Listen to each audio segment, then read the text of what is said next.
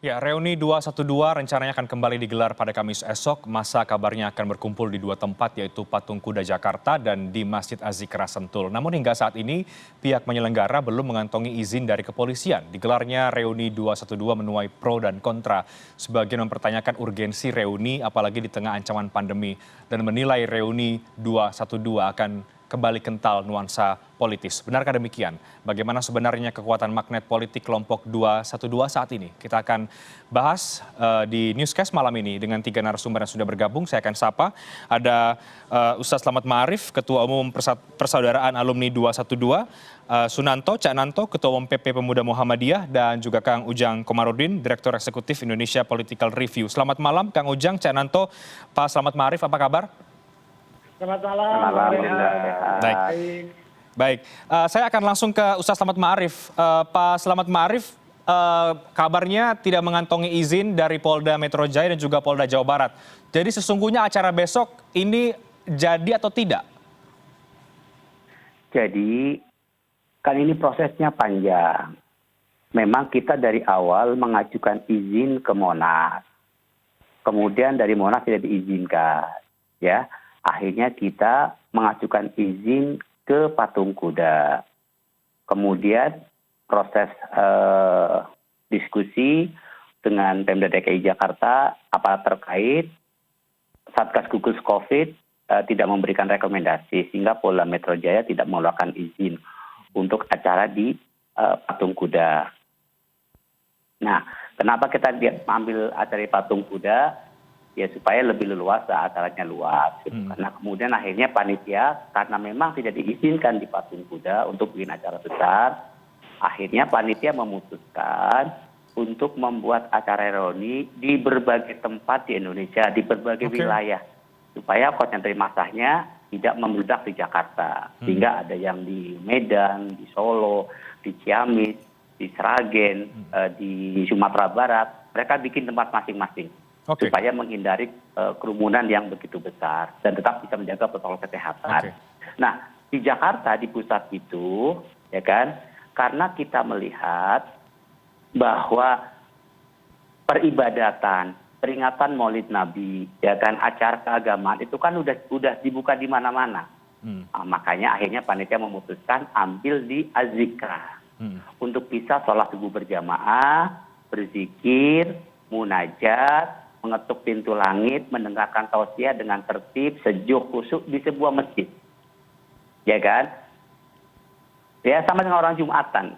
Kan MUI sudah mengatakan tidak perlu jaga jarak lagi juga kan begitu. Artinya sudah longgar lah, sudah longgar. Tapi kabarnya pihak Az-Zikra juga tidak memberikan izin. Kemudian prosesnya itu kan akhirnya Satgas Covid-nya tidak mengizinkan untuk bikin acara besar di Az-Zikra. Nah, kemudian yang berikutnya, hari Senin kemarin itu, Korlap itu memberikan surat pemberitahuan untuk menyampaikan aspirasi, aksi super damai, unjuk rasa, menyampaikan pendapat. Itu kan dilindungi oleh undang-undang, tidak melanggar konstitusi. Ya kan? Jadi yang di Patung Kuda itu, yang kemarin diputuskan adalah aksi super damai, unjuk rasa, menyampaikan pendapat yang dilindungi oleh undang-undang dan harus diberikan pengawalan oleh aparat negara. Pemberitahuan, bahkan undang-undangnya kata pengacara kita, kalau unjuk rasa itu, menyampaikan aspirasi itu cukup pemberitahuan. Dan itu dilaksanakan oleh Korlap, menyampaikan surat pemberitahuan, diterima oleh Polda Metro Jaya, difoto, di-scan, kemudian suratnya dikembalikan. Dan untuk besok itu di daftar aksi unjuk rasa UNRAS yang dikeluarkan oleh Polda Metro Jaya itu nggak cuma satu, banyak besok itu. Ya, aksi unjuk rasa ada di KPK, ada di Telkomsel dan sebagainya, lebih dari 20 unjuk rasa besok itu. Termasuk yang paling atas adalah aksi super damai 212. Ya, itu tertulis itu. Kita baca kegiatan besok, ya kegiatan besok. Artinya kegiatan besok menyampaikan pendapat itu, aksi super damai itu sama dengan yang lainnya. Nah, yang jadi pertanyaan memang, kita agak heran, kok yang lainnya yang lebih dari 20 itu nggak ada diancam, nggak ada ditakut-takutin, nggak ada akan dibubarkan, dipidanakan, padahal sama-sama menyampaikan aspirasi dan pendapat. ya kan? Besok itu sama-sama memberikan tahu juga. Bahkan ketika level 3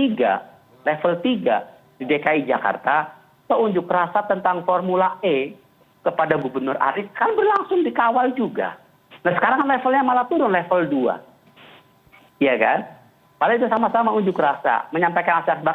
Bahkan Korlap sudah menyampaikan aksi super damai. Oke, baik. Tata tertibnya, arahan Korlapnya sudah dikeluarkan semua. Ya. Gitu kan. Baik, Pak Slamet Itu Ma'arif. yang pertama. Oke. Nah, sehingga besok itu acara menyampaikan pendapat, menyampaikan aspirasi yang dilindungi undang-undang. Harusnya dilindungi undang-undang dan diberikan pengamanan. Oke. Nah kemudian yang berikutnya kita ada dialog 100 tokoh. Karena di Bogor ini setelah kita komunikasi, kita sangat kooperatif dengan Polres, dengan Satgasnya. Dia menyampaikan, Ustadz ini Bogor level 3. Kalau misalkan masanya begitu banyak, zamannya begitu banyak, kita khawatir ya kan COVID jadi naik. Oke, akhirnya kita mengalah. Ya kan, kita sepakat 100 tokoh, hanya 100 tokoh di aula. Oke. 100 tokoh di aula untuk dialog, tukar pikiran, bagaimana memperbaiki bangsa di Azikra. Tapi tadi pagi kita juga menghargai keputusan keluarga, entah apa yang terjadi kita nggak tahu. Kalau kemarin-kemarin nggak ada masalah gitu kan. Tadi pagi kita dapat surat kalau pihak keluarga keberatan untuk dipakai karena jadi di Azikra tidak jadi ya, Ustaz? Dari luar. Ya nggak ada masalah, kita nggak bisa memaksakan. Kita akan cari tempat untuk dialog 100 tokoh. Baik. Nah itu yang terjadi sebetulnya. Jadi besok itu aspirasi menyampaikan pendapat di undang-undang. Sama dengan yang lainnya. Selama ini di Patung Kuda buruh demonstrasi, mahasiswa demonstrasi, unjuk rasa. Nggak ada yang diancam-ancam, nggak ada yang diancam pidana, nggak ada yang mau dibubarkan. Tapi kenapa giliran kita menyampaikan aspirasi, kok diberlakukan seperti ini? Apakah kami adalah negara yang berbeda?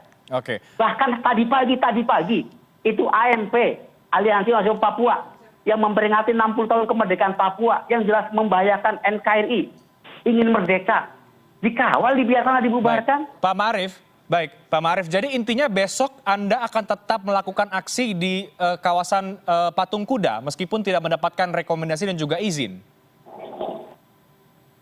Pertanyaannya, apa betul aksi menyampaikan pendapat harus dapat izin? Sesuai dengan Undang-Undang Nomor 9 98. Itu kan pertanyaannya. Oke. Berarti Anda akan tetap melakukan aksi atau tidak? Itu saja dulu Pak Ma'arif, yang supaya lebih clear besok itu akan seperti apa kemudian bentuk reuni yang akan Anda lakukan? Ya, sampai malam ini Korlap dan berbagai macam pimpinan ormas masih terus mempelajari situasi dan kondisi yang terjadi di lapangan. Baik. Bagaimanapun, dengarkan dulu, bagaimanapun kita itu semua punya kewajiban menjaga ciri khas 212. Aman, tertib, persaudaraan, persatuan, bersih.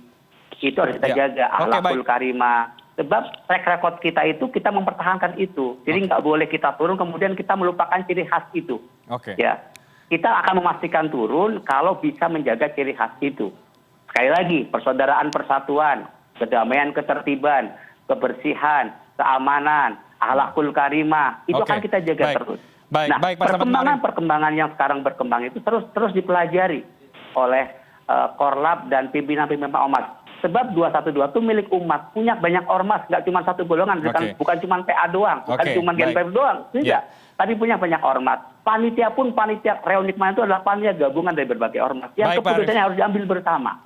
Baik. Gitu. Kita bisa dapat poinnya. Saya ke Cak Nanto. Cak Nanto, bagaimana Anda melihat soal rencana besok? Karena tampaknya dari Ustaz Slamet Ma'arif dan kawan-kawan tetap ingin ada reuni 212 secara langsung tatap muka yang digelar di kawasan Silang Monas ataupun di Patung Kuda. Apa yang Anda lihat dari kemudian rencana reuni 212 ini yang tetap menginginkan secara langsung begitu ya, atau tatap muka? Kalau saya lihat memang pertama sah-sah saja orang menyampaikan pendapat ya. Tapi saya selalu berpikir bahwa rencana reuni yang selama ini dengan mengumpulkan banyak massa seperti sebelum-sebelumnya pasti PA 212 ini kan masanya sangat banyak. Nah, kekhawatiran yang sangat besar kita bahkan malah membeludak sangat banyak. Hmm. Apakah ada jaminan misalnya Mas Slamet Ma'arif bisa mengantisipasi dorongan kelompoknya untuk membatasi misalnya. Hmm. Keinginan untuk membatasi itu kan kepentingan umat juga sebenarnya. Oleh sebab itu harapan terbesarnya adalah upaya-upaya yang saat ini kalau misalnya tidak bisa dikendalikan dengan basis massa yang sangat besar yang kemungkinan bisa menimbulkan mudarat lebih banyak. Kalau saya sih berharap bahwa ada metode-metode lain misalnya untuk sekedar mengumpulkan bersilaturahim yang saat ini kita sangat gencar tanpa harus berupaya memaksakan diri dengan kondisi yang kita hadapi saat ini. Karena kemungkinan besar apakah ada jaminan misalnya kelompok PA212 ini bisa mencegah pendukungnya untuk ikut ke aksi atau reuni 212. Apalagi modelnya saya kira kalau ada jaminan saya kira hak setiap warga untuk membatasi silakan saja sih menurut saya tidak ada persoalan selama bisa dikendalikan basis masyarakatnya warganya untuk hadir. Karena kalau makna reuni kalau selama ini kan pasti yang dilakukan dengan aktivitas dan kelompok yang sangat besar. Tapi kalau misalnya dengan aksi demo, tapi apakah ada pola koordinasi yang dibatasi sehingga tidak menimbulkan banyak pengumpulan massa yang kemungkinan besar itu akan berdampak pada mudarat yang lebih besar. Oke. Saya kira begitu. Udah, Cak Narto, makanya kita bagi di berbagai wilayah. Ya, tahajudnya, subuhnya kita bagi ada di 10 provinsi. Supaya kita bisa membatasi diri, karena kita juga paham tentang COVID ini, Cak Narto. Makanya yang di Jakarta kita batasi. Oke, Cak Narto, kalau kemudian kelompok 212 tetap menginginkan adanya reuni secara langsung dibanding dengan virtual yang mungkin tadi Anda sarankan, apa yang Anda lihat di balik keinginan itu bahwa apakah ini kemudian untuk menunjukkan eksistensi kah atau apa? Kalau semua organisasi kalau unjuk rasa pertama memang harus menunjukkan eksistensi dan kekuatan pertama. Tapi menurut saya karena nilai yang ditunjukkan oleh PA212 dengan nilai-nilai agama gitu, saya kira itu yang harus ditampakkan dan disampaikan ke publik agar keramahan, upaya untuk menjembatani dengan kondisi seperti ini juga menjadi tauladan juga. Kami khawatir malah apa yang kita sampaikan sebagai bagian dari ajaran agama juga malah menambah kemudaratan dan pemahaman yang lebih besar kepada orang lain. Tapi kan ini kan sudah dirubah, Mas. Kemarin kan reuni, sekarang aksi. Kan itu yang perlu diluruskan ke publik. Karena pemahaman reuni kan dengan aksi kan berbeda, Mas Slamet. Kan? Kalau kemarin kan membuat suatu aktivitas di suatu tempat itu dengan aktivitas yang selama ini dilakukan. Sekarang modelnya aksi yang beberapa kali memang seperti yang diungkapkan Mas Slamet, ada beberapa yang aksi. Tapi aksi yang bagaimana yang bisa membatasi seperti yang diatur. Apakah ada jaminan kira-kira? Kalau misalnya ada jaminan, saya kira semua warga juga diberikan kesempatan. Tapi kalau nggak ada jaminan, bagaimana proses pertanggungjawabannya? Dan saya berharap tidak ada pemaksaan kehendak juga kalau misalnya ada proses-proses yang penting kan upayanya dari apa target yang mau disampaikan oleh Mas Slamet itu sampai juga didengar dan bisa dijadikan pertimbangan-pertimbangan bagi kebijakan-kebijakan yang akan datang. Tanpa harus melakukan banyak aksi sih. Selama proses kebijakan-kebijakan yang mau disampaikan itu benar sampai kepada pemangku-pemangku kebijakan dan bisa melakukan perubahan terhadap situasi dan keadaan yang ada. Oke, kalau tetap menginginkan harus lewat aksi, harus bertatap muka? Ya kalau mau aksi tatap muka tentu harus ada pembatasan sesuai dengan peraturan yang ada, dibatasi sampai berapa. Oke, baik. Dan kami kalau misalnya itu ada jaminan pembatasan, semua warga negara juga berhak gitu loh, Mas. Tapi kalau misalnya tidak ada jaminan, saya kira Mas Slamet bisa memberikan keyakinan kepada aparat bahwa batasnya seperti ini. Kan apalagi model virtual sudah, artinya isunya kan sudah sama. Sebenarnya kalau keinginan besarnya sampai, tujuannya sampai kan sampai juga. Medianya juga sampai, medianya juga sampai. Tapi kalau misalnya tidak dipaksakan dengan euforia yang begitu besar, saya kira itu lebih banyak mudaratnya kepada teman-teman PA 212 dan bagi masyarakat juga gitu kira-kira. Oke. Saya harap itu tidak malah membawa situasi ini tambah memberikan ruang bagi kita memberikan Oke. persepsi ini sudah selalu longgar dan sebagainya, padahal ada kondisi yang kita tidak pernah tahu dengan Oke, keadaan. baik, kita break dulu. Saya akan ke Kang Ujang nanti langsung usai break supaya Kang Ujang punya waktu bisa untuk ikut berdiskusi lebih banyak lagi. Saya akan tanya Kang Ujang bagaimana Kang Ujang melihat soal eksistensi kelompok 212 saat ini yang pernah sempat besar. Apakah sekarang kemudian magnetnya sudah mulai redup atau kemudian rencana ini juga kemudian dinilai bernuansa politis? Apakah Kang Ujang melihat hal yang sama? Tapi dijawabnya nanti, kita break. Kami akan segera kembali sesaat lagi.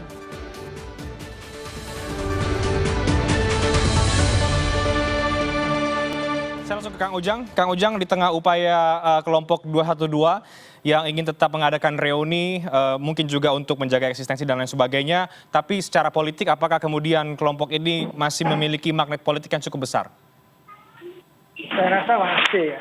Ini sebuah kekuatan politik yang tetap diperhitungkan. Kenapa? Kita tahu misalkan terkait dengan persoalan izin pun tadi ya, dianggap dipersulit gitu kan, agak susah untuk melakukan katakanlah gerakan aksi di masa pandemi ini gitu. Nah itu tanda-tanda bahwa gerakan ini gerakan yang diperhitungkan oleh negara, oleh pemerintah. Walaupun memang tadi rekomendasinya rekomendasi dari Satgas Covid.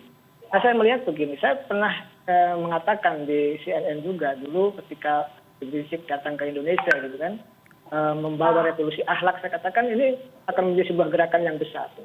Tahu-tahu di tengah jalan dipotong, ya kan, Habib Rizik dipersoalkan, lalu dipenjarakan, ya kan, lalu ada missing link lah gerakan mereka itu, bahkan FPI-nya dibubarkan.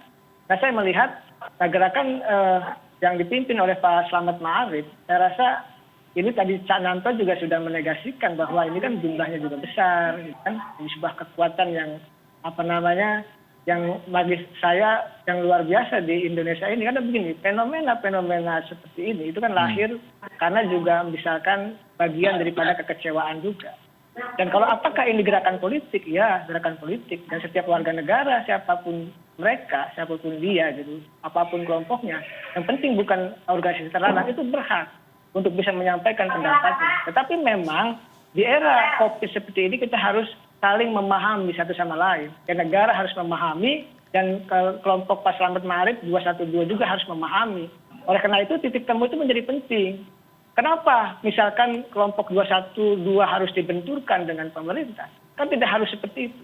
Nah kita harus mulai membangun sebuah konstruksi politik yang katakanlah yang aman, damai, yang enak gitu loh. Ya, sehingga masyarakat itu tersadarkan bahwa dinamika politik yang terjadi di kita, baik dalam konteks kelompok yang mendukung pemerintah maupun dalam konteks misalkan kelompok Pak Slamet Ma'arif 212 yang katakanlah tambah petik itu dianggap sering mengkritisi jalannya pemerintahan, itu harusnya dibuka ruang bagi siapapun kalau kita sudah sepakat di demokrasi.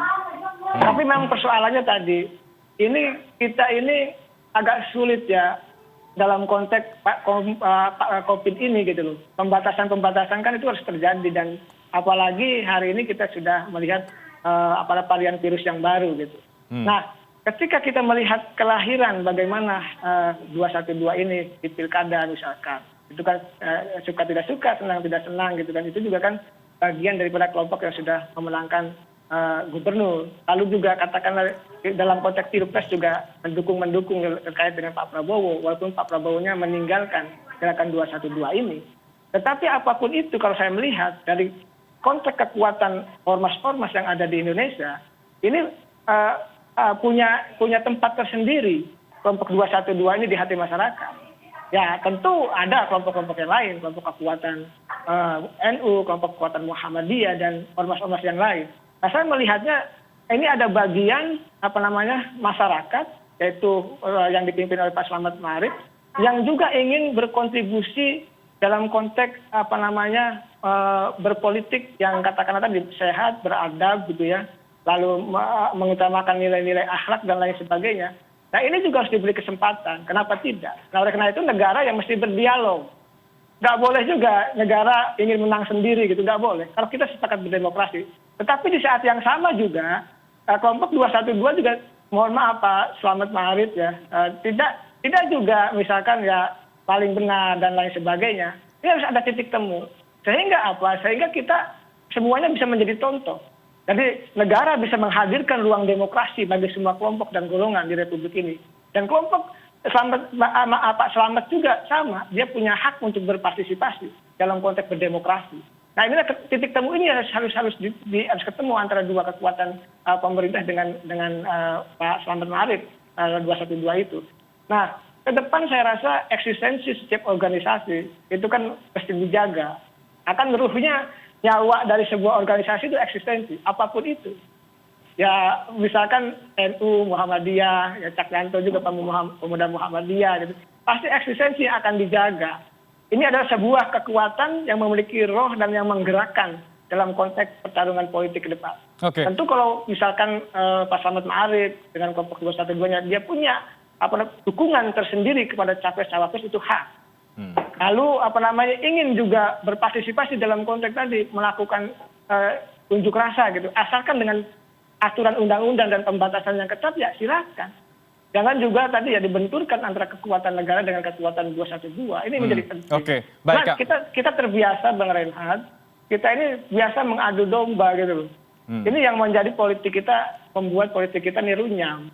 Menjadi politik kita menjadi tidak sehat begitu Bang. Oke, Kang Ujang Anda melihat kelompok 212 ini juga akan kemudian kembali masuk ke ranah politik seperti tahun 2019, apalagi di tahun 2024 misalnya?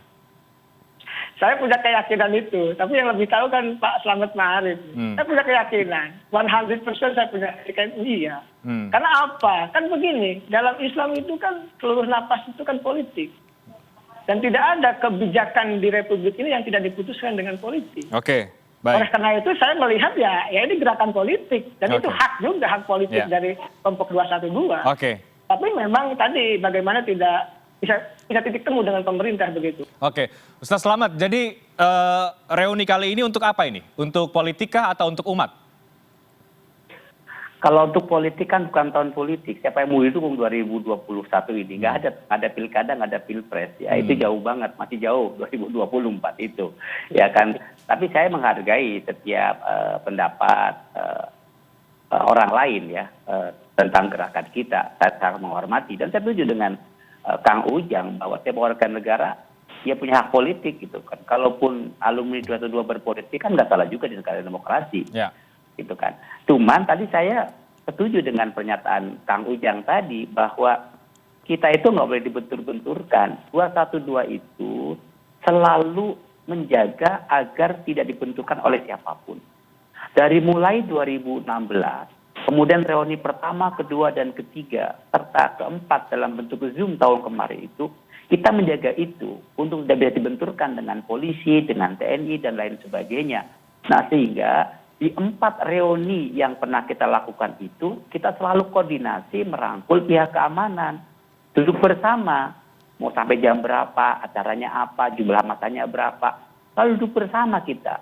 Ya, polisi memberikan pengamanan. Ini kan yang terjadi sehingga acara bisa berjalan dengan tertib, damai, aman, nyaman. Semua bernuansa keagamaan, sholat tahajud bersama, subuh berjamaah, zikir, tausiah, nggak ada yang macam-macam. Dan track record kita kan nggak ada kerusuhan, nggak terjadi apa-apa. Nah, di tahun 2021 juga kami sama nggak ingin dibenturkan dengan siapapun. Kami bukan musuh polisi, kami bukan musuh TNI. Jangan benturkan kami dengan polisi, dengan TNI. Makanya sejak awal kita selalu mengikuti aturan yang ada. Di Monas kita izin. Nggak diizinkan, ke Patung Kuda kita izin.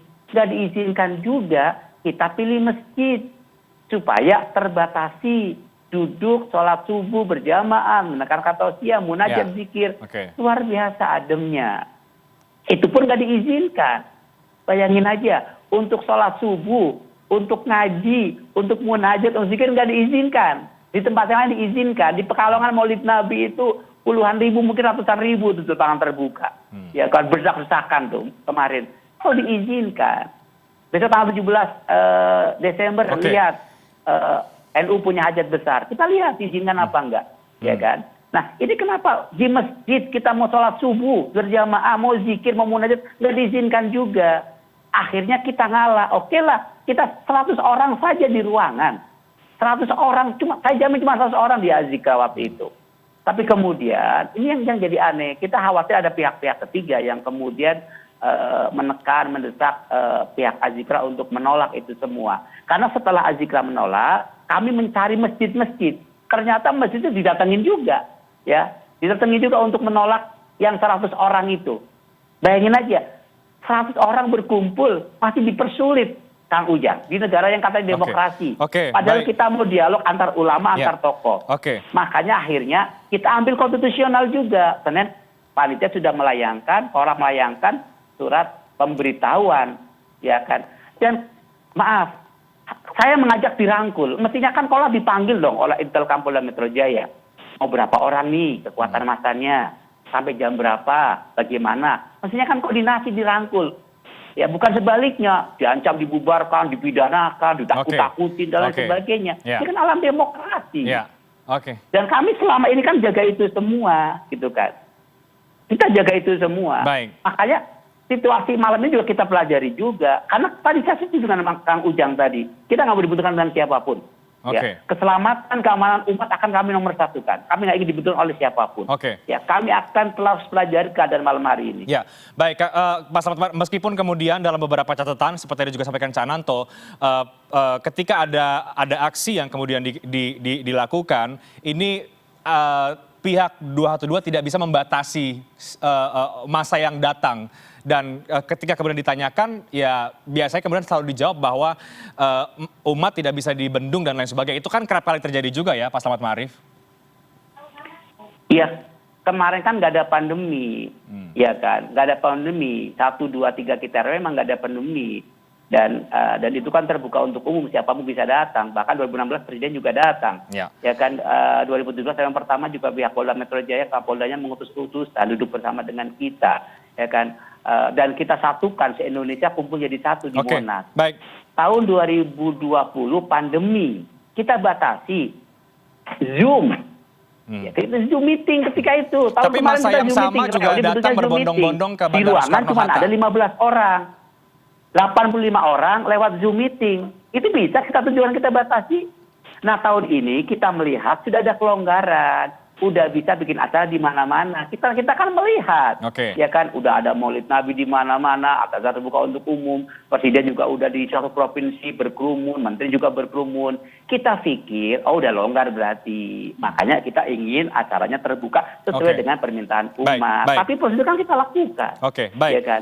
Kalau misalnya pihak kepolisian mengatakan, oke lah 5.000 saja yang di Jakarta, ya kita akan ikuti. Ya kan? Karena kita sudah sebar tahun ini di berbagai provinsi. Sekali lagi sudah ada mengadakan dibagi supaya nggak menumpuk di Jakarta. Udah kami lakukan upaya-upaya itu. Gitu kan. Kami mohon rangkul saja, kerjasama saja, nggak usah pakai diancam-ancam. Kami juga warga negara Indonesia kok. Kami juga rakyat Indonesia kok. Sama dengan yang lain. Sekali lagi, besok tanggal 2 Desember yang demo itu lebih dari 20 elemen, 20 tempat. Kok yang lain nggak diancam-ancam? Kok kami diancam-ancam? Ada apa? Baik, Pak Slamet Ma'arif, saya ke Cak Nanto. Cak Nanto, Anda melihat ada korelasi antara kekuatan politik yang kemudian membendung acara kelompok 212 ini karena mungkin juga kerap kali berseberangan atau juga sebagai sebuah gerakan politik. Anda melihat ada benang merah itu, Cak? Ya, secara otomatis kalau dilihat dari perjalanannya pasti ada relasinya ya. Tapi kan menurut saya setiap relasi politik itu tidak bisa dibenturkan atau menutup ruang politik yang lain menurut saya. Dan hal-hal seperti itu kan tidak keindonesiaan lah kira-kira. Oleh sebab itu maka relasi-relasi kepentingan politik yang muncul oleh gerakan PA212 saya kira masih normal menurut saya dan tidak ada pola yang saya kira mengupayakan. Tapi saya khawatir begini aja sebenarnya. Ada upaya memang satu sisi karena belum apa yang dikatakan Bang Ujang belum ketemu aja titiknya sebenarnya mau berapa sih yang diperbolehkan untuk aksi besok kira-kira sehingga tidak ada stereotip saling menjelekkan atau stereotip saling upaya seperti kata Mas Slamet bahwa ini ada ancaman, benar nggak sebenarnya ada ancaman atau jangan-jangan Mas Slamet yang lain juga kena ancaman atau sama-sama tidak ada ancaman. Itu kan persepsi-persepsi yang harus diluruskan biar publik bahwa negara ini berada di semua golongan. Ini yang saya kira harus diluruskan, bahwa kalau misalnya ada ancamannya kenapa ada ancaman begitu kan? Itu kan saya kira bukan pola-pola negara yang harus mengancam warganya dalam melakukan pendapatnya. Oleh sebab itu saya kira berharap bahwa tinggal pada titik temu seperti apa kalau kesepakatan itu dilanggar, proses pertanggungjawabannya seperti apa. Saya kira semua Mas Selamat juga akan bertanggung jawab kalau sudah melanggar proses pertanggungjawaban. Jadi ini saya kira pada titik temunya. Tapi yang paling penting saat ini kami berharap secara pribadi ada pola yang dimana kalau Mas Selamat, kalau di sini melakukan kelompok, kita juga melakukan aktivitas. Menurut saya situasi seperti ini belum ada jaminan gitu Mas Selamat kondisinya. Oleh sebab itu, karena kita sadar tentang kemanfaatan, bahwa kita yang juga nggak ikut-ikutan untuk menjadi bagian dari cara-cara orang yang melakukannya. Karena bagaimana pola pengamanan, pola prokesnya dan sebagainya, situasinya menurut saya bukan hanya karena kita ingin menyampaikan pendapat, tapi tahapannya sangat agak panjang, pengawalan ininya dan sebagainya, sehingga kita tidak, walaupun saya yakin kelompok Mas Selamat kan merasa meyakini semua baik-baik aja, tapi kan ada orang lain yang meyakini bahwa situasi ini belum aman. Gitu aja sebenarnya. Kalau kelompoknya Mas Selamat saya kira merasa aman semua, tapi kan problemnya ada yang kelompok orang lain yang belum merasa aman, kan begitu.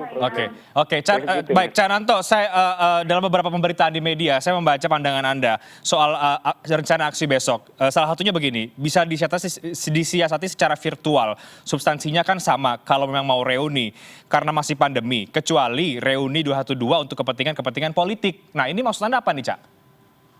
Ya, karena saya awalnya kan nggak merasa bahwa apa yang diupayakan Mas Selamat kan reuni seperti sebelum-sebelumnya. Dan sudah ada upaya, ada virtual.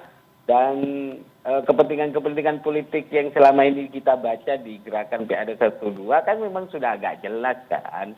Kecenderungannya lah. Walaupun saya juga kecenderungannya. Kata Mas Selamat 2021 nggak ada situasi politik. Ini kan pemanasan Mas Selamat, saya kira. Kalau dipanasin mesinnya di 2023 kan ketinggalan ya, Cak. Harus ini saya kira upaya pemanasan yang selalu dengan upaya usaha seperti ini. Tapi yang paling penting tidak bisa memaksakan kehendaknya dan merasa paling hebat, paling benar, sehingga yang lain tidak. Itu saya kira di situasi politik seperti ini yang saya kira akan merugikan dan akan membenturkan keadaan. Boleh direspon oleh Pak Slamet Ma'arif nanti? Kita harus break dulu ya, Pak Slamet Ma'arif, nanti boleh direspon, termasuk juga soal, ya memang sih tahun ini belum ada tahun politik, tapi bisa jadi kemungkinan ini pemanasan dulu nih, warming up sebelum ke tahun politik nanti mulai terjun lagi. Itu tanggapan Anda bagaimana? Kita break, kami akan segera kembali.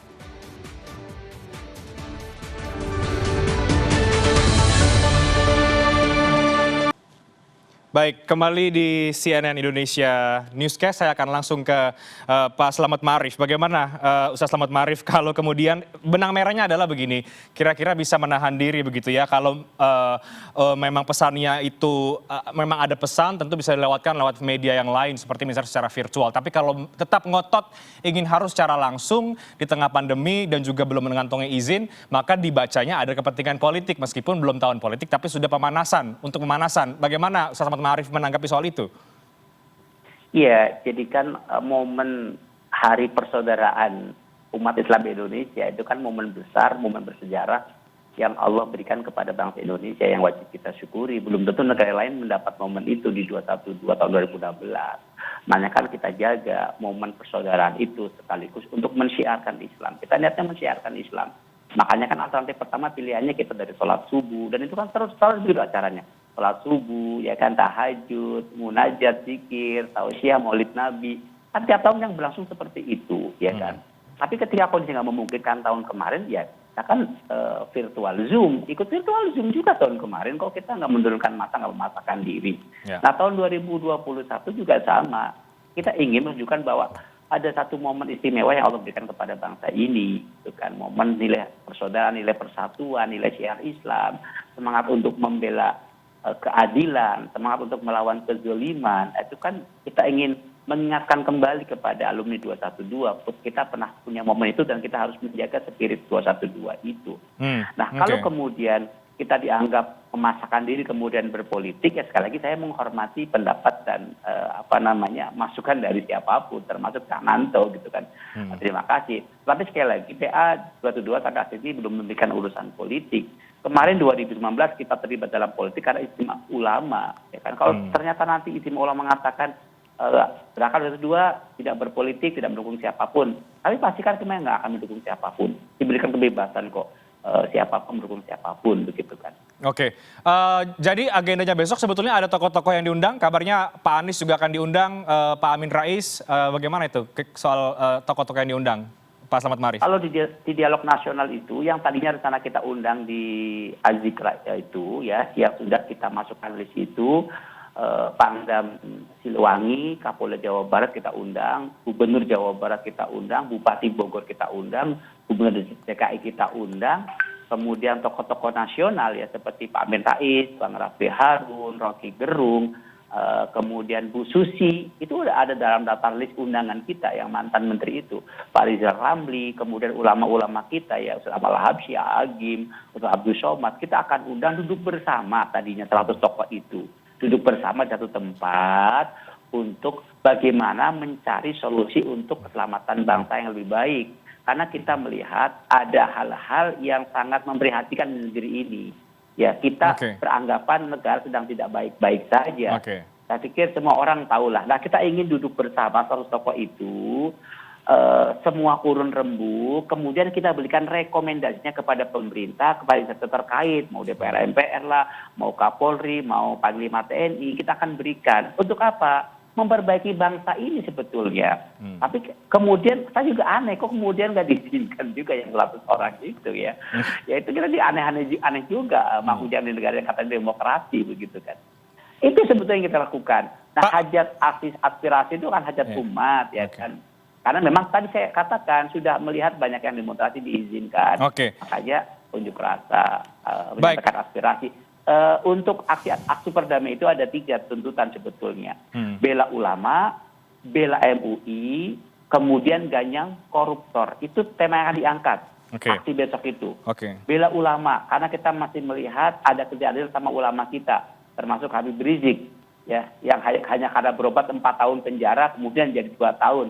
Saya pikir kalau orang punya hati nurani mengatakan ada yang nggak beres itu di proses hukum kita. Kemudian yang kedua bela MUI, karena ada wacana yang sudah dihembuskan tentang pembubaran MUI. Ya, kenapa kita prihatin? Hati-hati, 2 ormas yang sudah dibubarkan awalnya cuma wacana. Dari sebuah kenyataan. Nah, kita nggak ingin dari mulai wacana itu menjadi sebuah kenyataan yang dibubarkan. Nanti kalau MUI dibubarkan, kita diam, dibiarkan. Nanti Muhammadiyah dibubarkan, NU dibubarkan. Jadi negara apa ini? Ini kan harus diingatkan, nggak boleh begini caranya, gitu kan. Pak Slamet Marif. Gara-gara MUI ada anggota MUI yang katanya terlibat teroris, kemudian mau dibubarkan, ya kan? Nah, itu banyak anggota kepolisian berlaku kriminal, individunya, oknumnya kok nggak dibubarin polisinya? Pak Slamet Marif. Kan begitu nanti akhirnya. Baik. Ya kan? Nah, yang ketiga, ganyang koruptor. Kita ingin mengingatkan siapapun negara ini, apalagi kondisi pandemi seperti ini, saat lagi susah, nggak boleh dong dimanfaatin untuk kepentingan kelompok pribadinya. Ya kan? Bisnis yang triliunan begitu. Sementara rakyat sedang kelaparan. Kan nggak boleh juga. Dana sosial, bansos masih diembat juga. Harus diingetin juga. Kasihan orang zolim, dizolimi, doanya makbul. Baik Pak Marif. Kita ingin menyampaikan itu semua. Apa salah warga negara ingin menyampaikan aspirasi seperti itu? Baik, Pak Marif, saya langsung ke Kang Ujang dulu. Tapi sebelum Kang Ujang singkat, jadi besok Pak Anies diundang dan terkonfirmasi hadir atau bagaimana? Malam ini baru kita layangkan undangannya untuk pertemuan dialog itu. Ya. Karena kan ada perubahan tempat tadi. Dari Azikra ke tempat yang lain. Baik. Saya baru malam ini kita akan sebarkan undangan. Saya ke Kang Ujang. Kang Pak Ujang. Ridwan Kamil juga kita undang. Baik. Kapolda Jawa Barat kita undang. Baik. Kapolda, Pangdam Siliwangi kita undang juga. Tadi Anda sudah menyebutkan nama-nama yang kemudian diundang. Saya ke Kang Ujang. Saya ingetin lagi aja. Jangan Pak Anies lagi. Habis Anda menyebutnya Pak Anies aja sih. Karena tadi saya tanya Anda tidak menjawab. Saya udah nyebutin yang lain, Anda nyebut Pak Anies lagi. Iya, karena tadi saya tanya Gubernur DKI Jakarta, Anda belum menjawab. Saya memastikan saja, karena kemudian kan ini rencananya di DKI Jakarta kan. Saya ke Kang Ujang. Kang Ujang, kalau ini sebagai sebuah warming up meskipun tidak secara gamblang dijawab oleh Pak Slamet Ma'arif, warming up politik 2024. Bagaimana kemudian warming up ini akan berjalan dan kemana arah dukungan sebetulnya kelompok 212 ini kalau kita membaca melompat ke tahun 2024, Kang?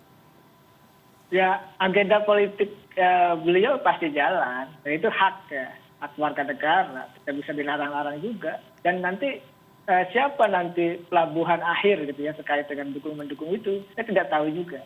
Tetapi saya ingin mengatakan ya tentu yang sevisi, seperjuangan itu pasti yang akan diperjuangkan oleh kelompok 212. Nah, saya melihat ya sangat clear ya kalau saya memandangnya ya, maksudnya ya walaupun tadi Pak Slamet Ma'arif mengatakan ya masih jauh, tapi ya apa ya saya katakan ini semua sudah bergerak kok, relawan sudah bergerak, partai politik juga sudah konsolidasi gitu. Jadi tahun politik tahun depan itu ya hanya tinggal landing saja, hanya tinggal jalan saja. Jadi saya melihatnya adalah ya sebenarnya gini, ini kan yang tidak ketemu adalah perspektif masih belum ketemu antara pemerintah dengan kelompok 212 karena 212 dianggap kelompok mohon maaf dalam tanda petik oposisi walaupun kita mengetahui bahwa konsep oposisi adanya di parlemen. Nah tapi kan karena parlemennya tidak jalan maka oposisi itu menyebar kepada kekuatan kelompok-kelompok tertentu dan masyarakat termasuk bahkan para pengamat yang kritis pun disebut oposisi. Saya melihatnya adalah ya kenapa sih gitu loh kita ini kan umat Islam terbesar ya, bangsa negara yang menurut saya yang banyak ditiru oleh negara-negara yang lain. Kenapa? Dan kita juga menjadi model demokrasi yang menjadi kebanggaan juga di negara-negara lain. Dan itu kita sepakati. Oleh karena itu ya model-model demokrasi itu ya harus kita junjung tinggi, kita jaga bersama. Nah, yang penting itu bagaimana ketika misalkan gerakan 212 mau meminta izin, yang penting itu kan tadi bagaimana fungsi aparat tadi menjaga proses prokes gitu kan, protokol kesehatan. Lalu juga bagaimana menjaga demokrasi. Jadi ya sulit juga kita mengatakan kalau saya kan objektif saja menilainya ya tidak ada kepentingan apapun. Tapi kalau saya diminta pendapatnya terkait dengan persoalan politik, ya ini ya sebuah gerakan politik dan tentu akan berlabuh kepada mohon maaf calon tertentu. Lihat saja nanti, saya punya keyakinan itu dan nanti pasti Bang Slamet Ma'arif juga pasti akan nanti ada istimewa gitu kan. Keyakinan Anda calon-calon yang mana ini? Pertemuan ulama dan lain sebagainya itu ya sudah bisa kita analisa sejak dini gitu. Dan saya sih melihatnya ini bagian daripada demokrasi yang harus kita jaga bersama-sama. Oke, analisis Anda Kang Ujang calon-calonnya yang mana? Kan sudah mulai muncul-muncul juga kan? Belum bisa kita baca Bang, karena survei itu lembaga saya Indonesia Politik Review mengatakan survei masih di bawah 30%.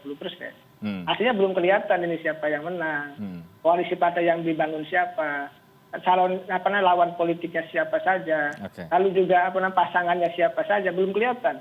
Karena kalau elektabilitas capres-cawapres itu masih di bawah 50%, itu masih belum kelihatan siapa yang akan diinisiasikan sebagai pemenang. Apalagi misalkan terkait dukungan presiden arahnya kemana, itu juga menjadi penting. Jadi saya melihat ya belum bisa kebaca arahnya kemana, tetapi yang satu visi, yang satu misi, yang satu perjuangan, kemungkinan itulah pelabuhan terakhir dari Bang Slamet Ma'arif dan teman-teman 212 itu. Kelihatannya seperti itu saya melihat. Oke, baik. Tapi namanya masih belum bisa disebutkan ya. Baik, saya ke Cananto. Cananto, jadi bagaimana ini? Saya ke Anda terakhir. Tampaknya masih ada keinginan dari Pak Slamet Ma'arif dan kawan-kawan masih mempelajari sampai malam hari ini untuk rencana aksi besok. Tapi di sisi lain kemudian pihak kepolisian sudah tidak memberikan izin.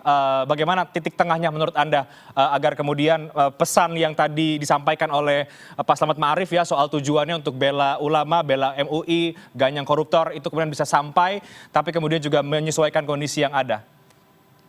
Ya, pertama malam ini ketemu. Kalau nggak ada titik temu, saya harap Mas Slamet yang agak mengalah, bukan berarti kalah Mas Slamet kan. Yang penting apa yang sebenarnya diupayakan, disuarakan kan banyak media, apalagi juga ada media virtualnya juga Mas Slamet kan. Artinya selama proses tidak ada titik temu, ketimbang mengorbankan upaya-upaya mendiskreditkan satu sama lain, saya harap cara lain untuk menyampaikan ruang lain yang bisa disampaikan oleh Mas Slamet. Jadi itu saya kira saran pendapat saya sih sebenarnya kan substansinya sebenarnya sama kan. Kalau misalnya situasinya lebih genjet maka satu sisi nanti kita juga mengingatkan kepada pihak-pihak yang pemerintah bahwa ini jangan sampai tidak berlaku adil kepada semua kelompok karena ada kelompok yang diizinkan, ada kelompok yang diizinkan, apalagi porsinya juga sama, apalagi ada jaminan untuk melakukan ini. Tapi sekali lagi ini situasinya apakah ada pembatasan, mungkin akan dibatasi polanya dan sebagainya.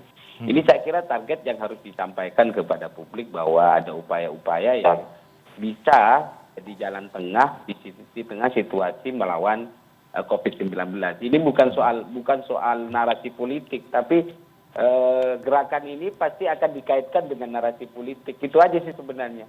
Tapi kondisinya kita berhadapan dengan situasi di mana kita sama-sama untuk menyelamatkan umat. Kalau misalnya memaksakan kehendak dengan beribu-ribu bukan malah bukan untuk kemanfaatan umat, malah kami khawatirnya gitu saya kira. Tapi dengan kesolehan kita, keramahan kita, saya kira insya Allah semoga ada solusi terbaik dan tidak ada pemaksaan dan bagaimana kita berupaya jalan pendapat, usulan yang akan tersampaikan dan bisa dilaksanakan oleh orang-orang yang memiliki kebijakan. Baik, mari kita akan lihat nanti bagaimana hasil rembukan dari Ustadz Selamat Ma'arif dan kawan-kawan untuk acara besok dan sekali lagi mudah-mudahan bertemu ada jalan tengahnya sehingga apa yang kemudian ingin diaspirasikan oleh 212 bisa tersampaikan dan juga bisa berlaku adil bagi semuanya. Terima kasih banyak Ustadz Selamat Ma'arif, Pak Sunanto, Cak Nanto, terima kasih banyak. Kang Ujang Komarudin, terima kasih banyak untuk diskusi yang menarik pada malam hari ini. Selamat malam, sehat selalu. Malam, Cak Nanto, terima kasih.